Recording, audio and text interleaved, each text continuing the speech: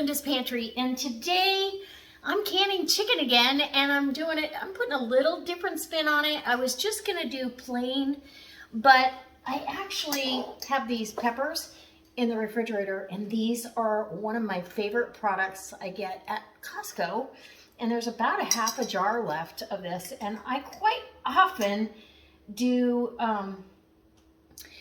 chicken rolled tacos, and I put this in there. Well, I'm gonna make it in advance. I can turn this into any kind of southwestern flared chicken dish that I want to.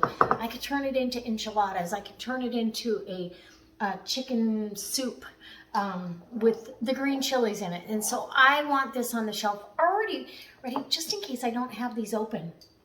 Again, I measured out my chicken last night. So I cut up, and I had a large mouth pint jar that I cut up the chicken. I filled the jar as soon as I got it to about 1.5 inches of headspace, because that's where I want it. I want the chicken covered with broth. I am raw packing, but that's how I measured out what I would need for 7 pints. And I was extra generous with it, just in case every jar is going to fill a little bit different. I am going to bring in close. I've got my chicken broth over on the stove, and I've added to the chicken broth, a light chicken broth, I have added some SPG, which is garlic, salt, and pepper. And mainly for the garlic and the pepper, I love that flavor with the chilies. It's gonna be delicious. All right, so I'm gonna get a measuring spoon, just so I know per jar exactly what the measurements are, and I'll bring it in close so you can see. Okay, so at the bottom of each jar, I'm gonna go ahead with a heaping tablespoon, let's make it 2. 2 tablespoons of the chilies at the bottom while I'm heating up my chicken broth. And just in case I need help with this chicken, I did put my Michael Jackson glove on. Anyways, I'm gonna go ahead with the chicken. And it's cold out of the refrigerator. The broth is going to heat it up. So this is just a simple way to add some flavor to your chicken. I've got my debubbler tool, and I'm gonna let it pack down a little bit. I also have my canner heating up. So let's get some more of the chilies in here. Might need a little bit longer. 2 more tablespoons at the top. So each pint jar is gonna have 4 tablespoons. Yum. And then make sure you get that kind of evenly distributed. Once I get my broth in there, it's gonna definitely be even. I'm gonna get my vinegar soaked paper towel and wipe off the rims. So I'll fill each of these jars. And you see I've got the headspace down there about 1.5 inches because I want the broth over the top. This is enough for 2 people. Possibly if you stretched it. Oops, I forgot my chilies. I already forgot what I'm doing. So, okay, heaping. That's okay. It's all gonna come out in the wash, right? Let me grab another paper towel. Get my mess cleaned up. Whew. All right, and then chicken, just in case you need that chicken. All right. Raw pack. Okay, so I prep the day ahead, which helps me out because this is after work. You know, I work all day, and then I gotta come home and go back to work, and sometimes it's not always as convenient. And so being this is a long canning process, I want to make sure I've got plenty of time for it, and I don't want to take away from everything else that I'm doing. So there we go. And there you go. And today I'm using all Tatler lids. That's another a little bit different on this video. So see, that one might have a little bit more chicken than, I think it's close. All right, we'll keep moving right along. And let you see what we got going. I don't want you to miss out on the visual part of it, and I keep just spilling. Okay, in the bottom, 2 tablespoons, and where's the other rag? Oh, clean up my mess. And some chicken. There you go. All right, when I get all the jars filled and I'm pouring the broth over, I'll bring you back. Okay, so I overestimated chicken by about 1 jar, which is about what I had planned. So I've got my broth over here, and I'm just gonna stir it up a little bit. And it's going down over the chicken, and there was a little bit more of the green chilies. Oh, this one's too full. There's a little bit more green chilies left, and so I just divvied it up between the jars. So a hair over 4 tablespoons. So I'm gonna pull a piece of chicken out of there, and I'm gonna put it into a little bowl. I don't want to put it in the bowl with the cold chicken because it's wrong. If I have any that needs extra, then I will add that. Let's see where we're at. Headspace, nope. You still need to come down, and it could be just, it could be not just the broth part, or you know what I mean? It could be,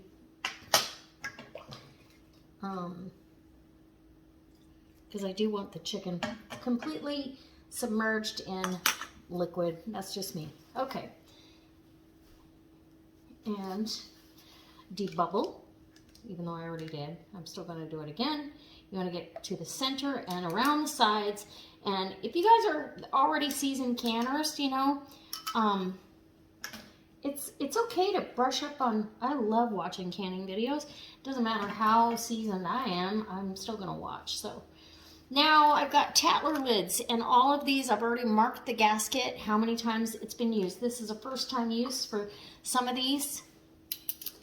These are the old style Tattlers, so you're going to tighten and then back it off just about 1/4 of an inch. This is going into a warm canner, about as warm as these jars are. I don't want to thermally shock my jars, and I don't want the canner to come up too fast because this is still cold chicken.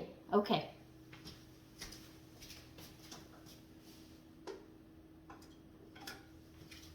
Now we'll finish the rest of these and get it all together. I love having canned chicken on the shelf, especially with these, you know, this isn't quite a, well, it is kind of a meal starter. Now I know what I can do with this chicken, right? I can make tacos, I can make soup, I can make chicken and rice. This makes amazing chicken and rice. Again, I feel like I've got too much in there, so I'm going to pull out a piece of chicken. I'm going to cook this chicken off for me for dinner. There we go, that's perfect. So I may have overfilled a couple of them. 1 inch headspace for pressure canning. All right, and the gasket and the lid on, and finger tight. Back off 1/4 of an inch in the canner, or the hot tub, as Jenny would put it. And it goes to wait for the rest of the troops. I'm going to finish this all up, and I will bring you back when everything's in the canner. Actually, the canner is going to, as soon as I get it full, I'm going to lock it down, and it's going to run for 75 minutes, so 1 hour and 15 minutes for a pint of chicken. And the peppers don't add any time to this. Perfect. And you want to make sure the headspace is correct. It's really critical during pressure canning because the food is going to expand. You're going to lose, the chicken's going to actually add some liquid to this, so you might have a little bit of siphoning, but I've had pretty good luck with doing it this way. Finger tight, back off just a little bit. If you don't back off on these, because you have to tighten them when you bring them out of the canner. If you don't back off, it does not allow this lid to vent when the product expands, and it can cause it can cause your lid to blow off. So you definitely want to follow instructions. Isn't that pretty? Green chili chicken. Okay, so I've got the canner is full, and I didn't have to remove any more chicken. I actually was putting too much broth in there, so I just backed off on that, and all of them filled pretty good. So I go across from each other and get them just set. And then, and this is, you know, I have a lot of first time or newer canning people out there that watch videos, and I want to make sure that you guys get all the details without being, you know, I don't need to overload you with stuff. So crank them down after you get all of them set. I usually do it across from each other, and there you go. That's going to keep that lid in place. This safety valve back here would blow off if too much pressure came up in the canner. I've got the dial gauge and the petcock over here. This petcock is going to vent steam. You want it to vent a steady stream of steam, hard and fast, for 10 minutes. But I'm bringing my canner up really slow. I'm bringing it up about medium, not even a medium high, a medium. I'm going to bring it up really slow. And then once that starts venting, I will time it for 10 full minutes, and then we'll put our weight on. Once the weight is on and it starts dancing, and I see that it's up to 10 pounds pressure, and that's per my altitude, I will start the timing, and we'll go for 75 minutes and then let it come down off of pressure on its own. All right, we'll see you when this is done. Okay guys, so I have let the canner come down off of pressure. I let it, okay, so this is how I do it. I let the canner come down off of pressure, and then I make the lid kind of cattywampus so it can vent out any excess steam, and then I leave the lid off completely like it is now for another 5 minutes. So 5 and 5, maybe 10, maybe 15. And because these are Tattler lids, I do have to tighten them down after they come out of the canner. So I'm going to bring them out. Don't tilt your jars.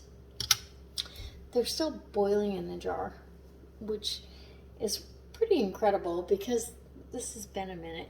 We got a little siphoning. Tighten it down, and there you go. I'm not worried about the siphoning, honestly, but all of the jars, that's how it's going to go. Pull them out, and it's funny because some jars will siphon and some will not. So grab it. If you hear any hissing or anything like that, don't touch the jar. Leave it in the canner. That's my recommendation for anything that seems abnormal. And here we go. That's what we're doing with every jar. Get it out of the canner, don't tilt it, and tighten those lids down as tight as you can get them. All right, and these are already sealed down, I can tell. They're already sucked down. So, because if they weren't, they wouldn't be concave. So, they'd be bubbled up. Tattlers would bubble up. Anyway, I hope it inspires you to try your hand at home canning. Use Tattler lids whenever you can because it's hard to get lids. We don't know what the future brings with these lids and jars. So hold on to your jars. Make sure people give them back. And you know what? They should be giving them back anyway. They cost money. And as far as your lids and gaskets, lids and rings, yeah, give them back, people. All right. Oh, I still love to share even when they don't give them back. All right. I hope that this inspires you to try your hand at home canning. And we're gonna have some delicious chicken on the shelf. And yeah, I know it's raw packed, but wow, how easy and fantastic with the peppers already in there, already spiced. I've already got spices in there. All I have to do is add some rice. You know, in a really bad situation, that could be a deal breaker of how your meals go, you know? What if all you had was chicken in the jar and plain rice and you didn't have any spices? It might be a pretty bland dinner, but this way, it's going to be pretty good. All right, guys, I can't wait to see you next time. See you.